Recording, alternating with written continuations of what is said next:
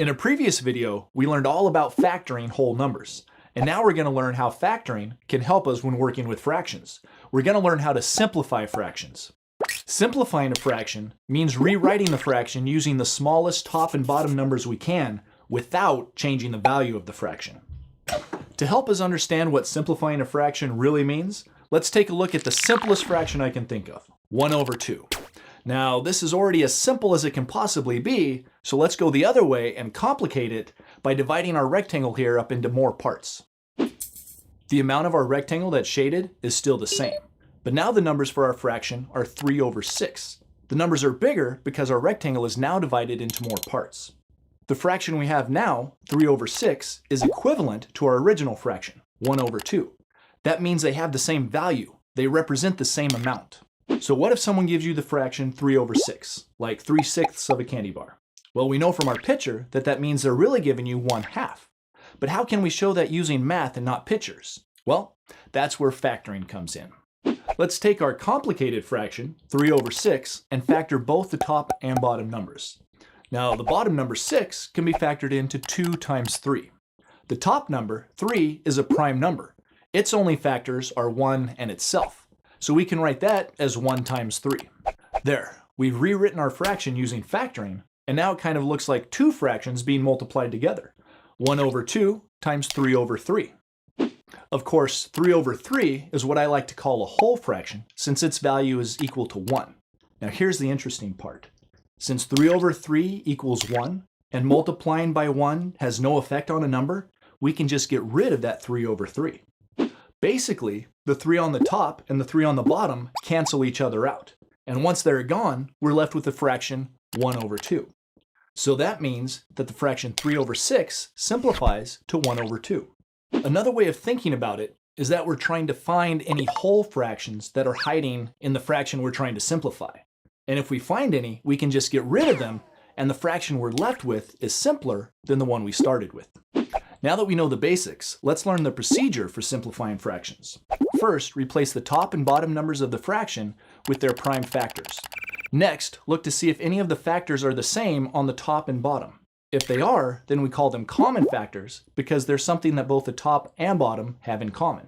If you find a pair of common factors, you can cancel them out. Just draw a line through them, like this. And last, once all the common factors have been canceled, you need to remultiply any factors that are left over on the top or bottom. This makes sure that you end up with only one number on the top and bottom of your simplified fraction. Oh, and there's one important thing to remember. If you're ever able to cancel out all of the factors on the top or bottom of a fraction, don't be tempted to write in a 0. Put a 1 in there instead. The reason you can write in a 1 is because 1 is always a factor of any number. It's just we usually don't write it in.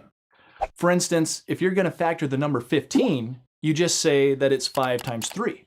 But you could also say that it's 5 times 3 times 1. In fact, you could even say it's 5 times 3 times 1. See why there's always a 1 left over when you're canceling common factors? Alright, so that's the basic idea behind simplifying fractions. And once you know the procedure, it's really not that hard. But you might want to rewatch this video just to make sure you've got the idea. Now, there aren't any exercises for this video because it's really just an introduction. But in part 2, we'll see a couple more examples of how you can use the procedure to simplify fractions, and then you'll get plenty of exercises to do as homework. Oh yeah. Welcome to part 2 of simplifying fractions. In part 1, we learned the procedure for simplifying fractions. Basically, you just take the top and bottom numbers and factor them down to their prime factors. And then you see if there's any factors that are the same on the top and bottom. We call those common factors. And if there are, you just cancel them out. And once you've canceled out all the common factors, you remultiply whatever's left over to get your final answer. In this video, we're going to see a couple examples of how we can use that procedure to simplify fractions. Let's start with an easy one. Let's simplify the fraction 5 over 15. Step 1 is to factor the top and bottom numbers. So, we know that 15 factors into 5 times 3. And 5 is a prime number. That means its only factors are 1 and itself.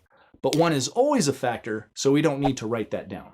Step 2 is to look for common factors and cancel them. And we can see that there's a 5 on the top and there's a 5 on the bottom.